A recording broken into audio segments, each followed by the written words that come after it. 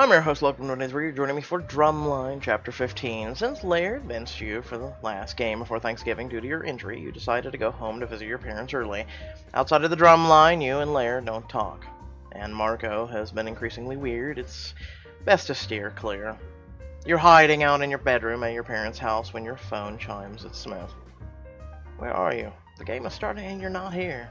Home. Back in Morgantown. You left early for Thanksgiving break? Laird wouldn't let me in play because of my rest. So yeah, I just came home. What happened between you two? What do you mean? Marco's gone. Laird did something and now Marco's gone. You shove off your bed and gape down at your phone screen. Gone where? Expelled. What? I don't know if I'm relieved or afraid that he's going to psycho-murder me now. Be relieved. What about game today? Justin's in for you, and he's in for Marco. What about the snare duel? Dunno. Is he okay? Oh, Laird? Marco? I don't give a fuck about Marco, Smith. But from what happened last week, I know you care about Laird. You should have been honest with me about that, Batman. It's hard to answer. Obviously, you do care about Laird, and you should have said something to your best friend, but admitting to it out loud to anyone was hard. It was even harder to get over being pissed at Laird, though. He didn't trust you enough to tell you the truth, and you were really hurt as a result. Hello? Still there, Batman? Yeah, to both. I'm sorry. I should have told you, and I do care about how Lard is doing. Lard. I keep doing it every once in a while. It looks like shit. How did he get Marco expelled? I don't know. Laird's not saying. You should ask him yourself. You're not being a very good sidekick. Yeah, Batman, not here. Hard to sidekick that. Come home soon. Smith.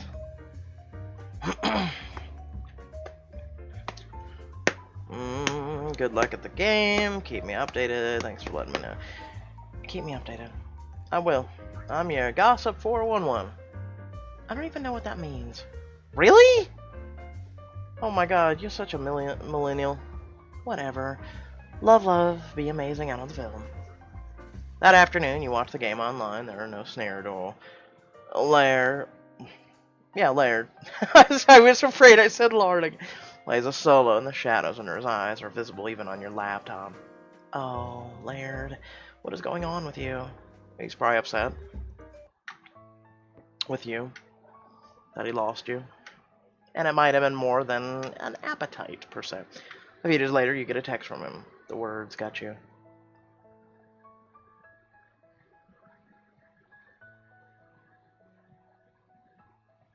What? Eli's dead.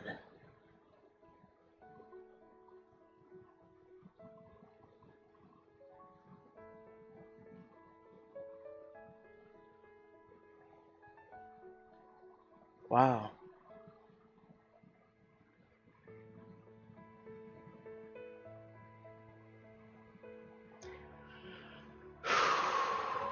Well, wow. I don't even know what to say. You know, I got made fun of because of, when I got upset over Professor Vasquez. And yeah, I don't care when people make fun of you, you know. You grow to like a character so much, and then it... Damn. And I just got done with chapter 14 where he was funny as hell.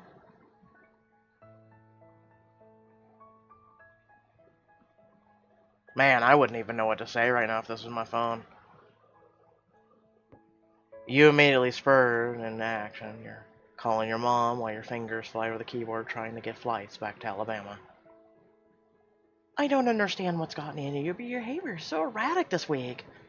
She's watching and growing hoarse. You fling clothes into your suitcase. First, you showed up unannounced after skipping your classes, which is bad if you didn't know that. And now you up and decide to go back early. Thanksgiving is tomorrow. Do you know how many people will be at the airport today? Do you know how many germs and viruses will be there?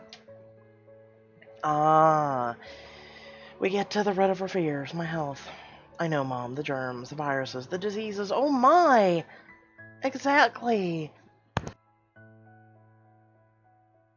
And we still need to go over all your scholarship paperwork for next semester, too. I have to go, Mom. One of the kids at my hospital where I volunteered died. Laird needs me. It was Laird you're so worried about. You never mentioned a guy in your calls before.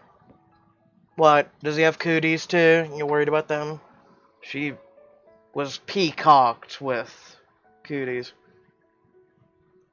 Her shoe taps against the hardwood floors. Carpets weren't sanitary in your mother's eyes. Laird is...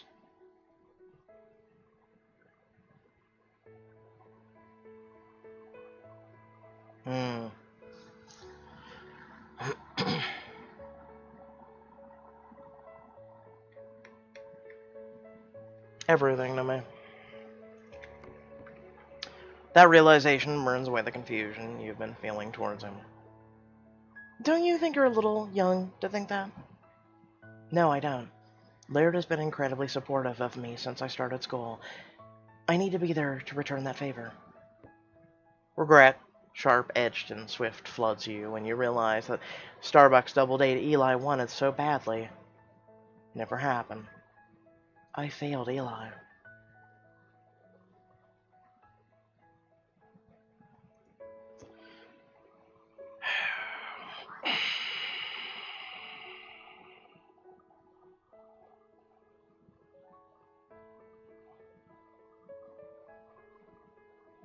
It sucks, man. Here I was at the end talking about how, they could have a happy ending for Eli and Amelia. And like I said, man, F cancer. Try and fail to blink back the tears. Your mother lays her fingertips against her bandage-wrapped wrist. Is this part of it? Do you need a safe place away from him? Mom, I told you, I fell. I'm not lying. Laird's got nothing to do with this. And that's all you need to tell your mother about the injury.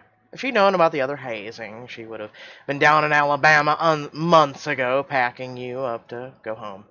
But this Laird, you're rushing back he took you to the hospital?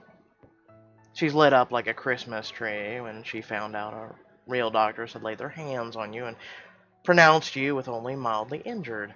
Your mother won't stop asking questions until you answer, but it's becoming exhausting. Okay, I'll give her short answers and try and change the subject. No, there was a different guy from the team. My flight leaves in 3 hours. Can you give me a ride? But a kid died. I don't understand all this. If the other guy needs you so badly, was it his child? Mom! No, Eli had cancer. He was special. He had leukemia. Oh, honey. She turns away, her hand covering her mouth. Your mother prefers to live in a world where cancer never wins, where kids don't die from things beyond their control. She nods, and you can see the transformation as she pulls herself back together, but her voice wavers. How did you mean? Make-A-Wish. Eli wanted to be in a football halftime show. He liked drums. The lie comes easily, and she falls for it, hook, line, and sinker. How? But do you have to leave now? You look at the clock. In an hour. Let me at least go over the paperwork with you then. By the time she returns with a stack of papers, your bag is packed and by your bedroom door. You'd won a total of 9 scholarships during your junior and senior years of high school. There were a lot of people willing to throw money at cancer survivors. Lucky me. Most of this is straightforward. The merit-based ones just need a copy of your transcript. Your mom had even included stamped, addressed envelopes to mail everything. A pang of guilt for leaving early spreads through your chest. She might show it in a weird ways, but she does love me. I need to do better. You pat a spot on the bed beside you and smile at your mother. Could you walk me through a few, please? Her face lights up as she settles beside you and starts shuffling through the different scholarships, explaining details. And then there's this one. She taps the page, and the fold bond at the top catches your attention. The Garrett Bronson Memorial Scholarship. Yes, for this one, you need to submit not only your transcript, but you need one of your professors to. You tune out the rest of the words. Garrett Bronson. Laird's family is paying for your education. There is only one scholarship given out per year. Dear sweet baby Jesus, does he know? If Garrett hadn't died, I would have never met Laird. It feels like a fist is squeezing your heart. How messed up is it that I owe all the good things over the last few months to Laird's greatest pain? Please don't tell me or let him know about this. I couldn't handle it if this relationship were fake or because he felt sorry for me. Your fingers start drumming on your thigh and your mother stops talking and gives you a knowing look. Okay, let's head out, but I'm putting these in your suitcase. Coughing. They're pretty clear, just follow the directions. She thinks you're bored with the topic. She couldn't be further from the truth. Later that night, your airplane landed and rushed right over to Laird's place.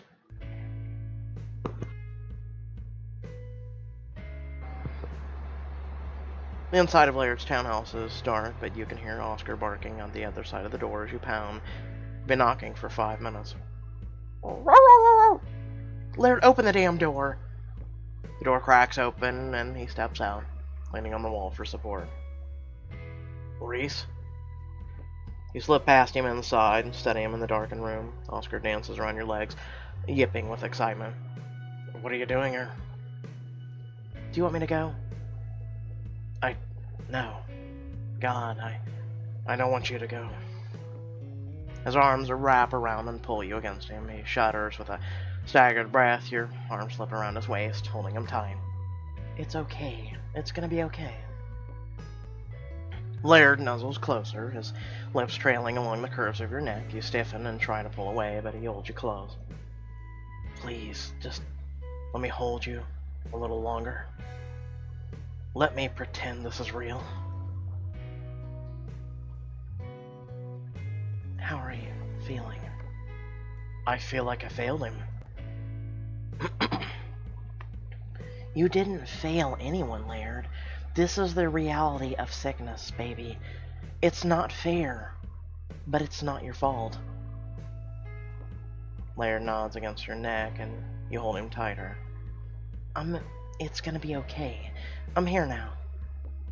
Lacing your fingers into Laird's, you lead him back over to the couch and gently push him down and before you settle next to him. This is the first time you've ever seen him vulnerable. I'm so sorry about Eli. Do you know what happened? He had a bad reaction to his final chemo treatment. He was supposed to get out this week. It's not fair. No, it's not. Your fingertips brush over the hard panels of his cheekbones and collect the moisture from his tears. You look like hell. Laird turns his head and presses a kiss against your palm. You look beautiful. You always look beautiful. Laird scoops you into his lap, setting you sideways across his thighs. He breathes a sigh of relief when you don't protest. Are you gonna be okay? No. Do you want to talk about it? No. Not yet. Maybe. I just want to stay here in the dark with you and forget about all the bad stuff. Can we do that just a little longer? Laird.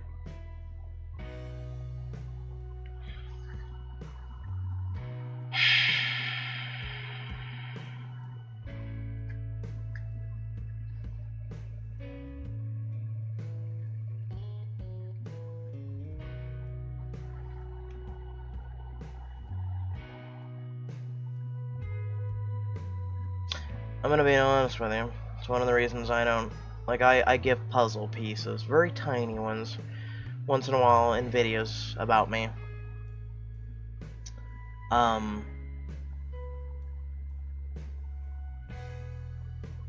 It's very hard to be a guy, you know? It's hard because you're not supposed to... Nowadays it's easy, right? I envy Generation Z for that. Because you're allowed to cry. You're allowed to show emotion.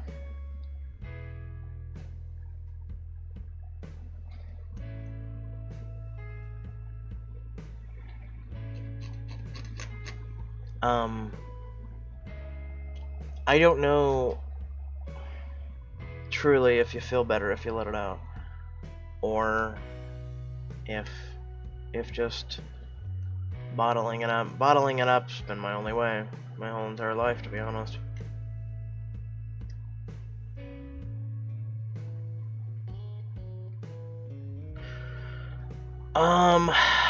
Why not? Let's go with this author's interpretation, shall we? You'll feel better if you get it out. I feel like I let Eli down. Shit, I can't even stop Marco from hurting you. What good am I? Stop that. Stop it right now. You are better than this, Laird. None of this was your fault. You aren't holding up on the world. You aren't holding up on... Okay, so I'm not wrong in reading it. You're not holding up the world on your shoulders, babe. They have on in there for whatever reason.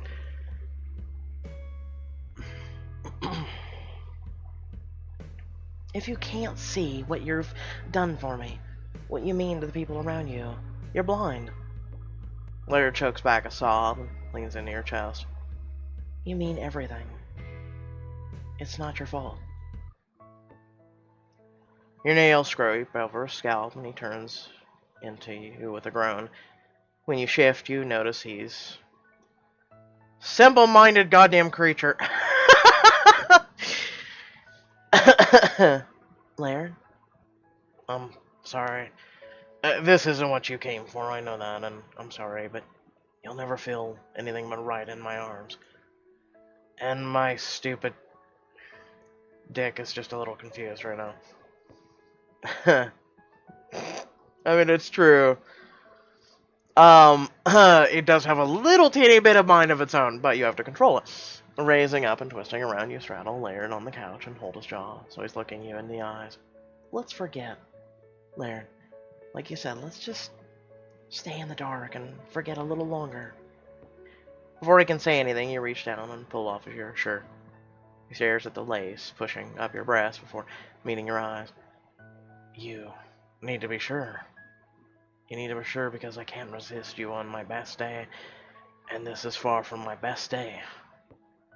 His hands dig in your hips like he's holding himself back until you give him the word.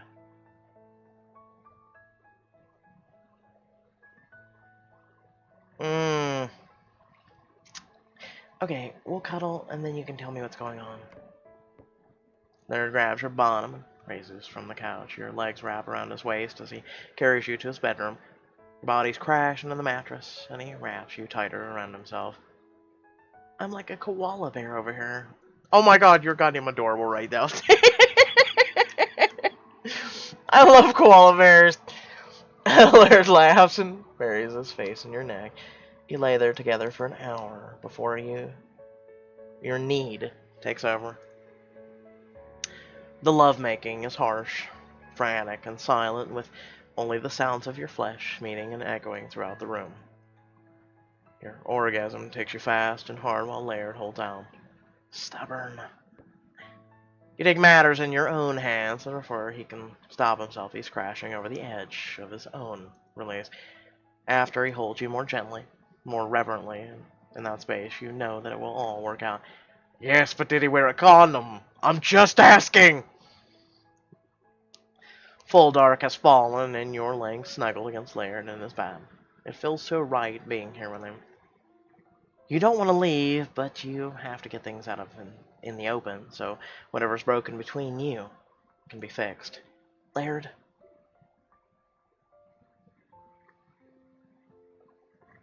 You know what? I don't care about Marco. I don't. Tell me what happened with your brother. This guilt you have, it's about Garrett. It's not your fault that he died of cancer, Laird. Why would you take on that guilt? My mom left a year after Garrett died. Physically, she left, I mean. Mentally, she died when he died. My dad blamed me for everything. For Garrett's death, for Mom leaving, for business deals that fell through, and the shitty weather, and the mailman being late, and I'll never be good enough. Never compared to the legend of Garrett, the golden son who died too young. Yeah, well, it's not your fault. And Eli. I was going to be alone on Thanksgiving, you know. Dad hates me. Mom left. Garrett's dead. You were gone. I went to see Eli to see what time he was eating so I could come and keep him company tomorrow. And his room was empty. Martha was there putting fresh sheets on the bed, and I thought he'd been discharged early. But then she told me he died. He died, and I never even said goodbye.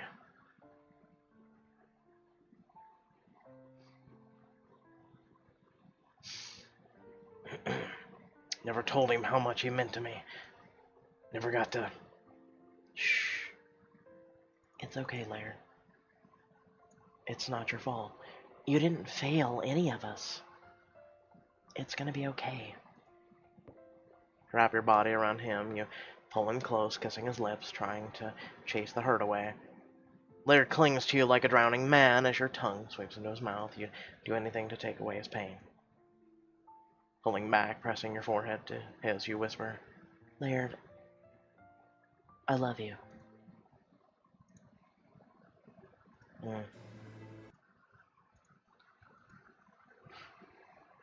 Oh, I had to really repress something coming out there. Because this sucks, man. This really sucks with Eli dying and the whole situation with Laird and what all's going on, you know.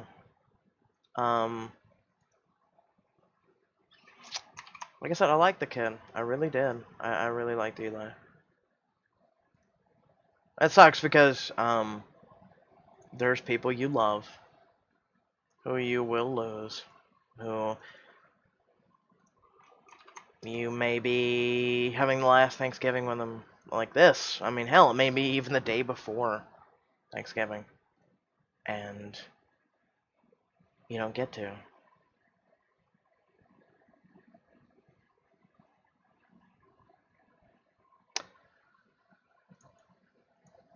So pretty much you should never leave anything, what's the word for it? Unsaid, untold. I don't know. Things like that. It's about the best way to put it, I guess. Man.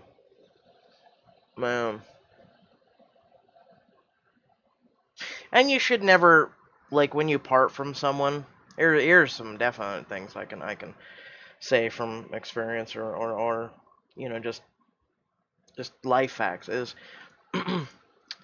never leave someone with a fight, you know, after you fought or something. Hash it out, you know, because you never know if they walk out the door or you walk out the door or something like that. It may be the last time they see you or you see them. That's something that's definitely the truth. You should never do that. Wow. This has kind of depressed me now. So not just am I sick, I'm depressed now because of the whole Eli situation. With that being said, I hope y'all did enjoy the video. Make sure to like, share, and subscribe. Head down the description below. Links to social media, our Discord, and a few links to support me and my content. Also remember there is a link down to our Twitch. We do stream, and if you guys didn't see, I do have quite a lengthy list of things and posted in our Discord or Facebook and Twitter that is pinned, that pretty much I will be covering all new games here soon and things like that.